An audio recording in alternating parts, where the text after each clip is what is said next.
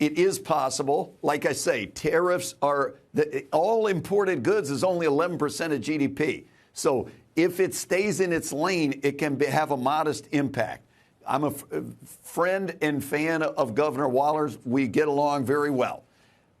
And I do think in a theoretical, he's right that a one-time tariff ought to be, in theory, a transitory inflation shock. But like I said, I gave a speech at the big auto symposium in January, which just went through the thing that everyone knows.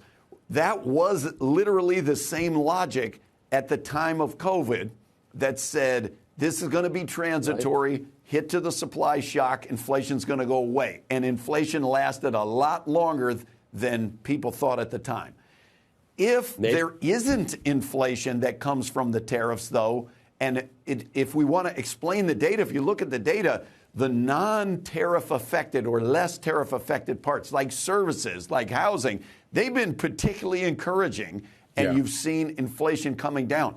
If we can keep inflation in the range of 2%, so it's clear we're on this path back to target, then I think the uncertainties resolved. We're on a path to getting rates down, and I think we will go back to that path. At the time I said it, I said 12 to 18 months.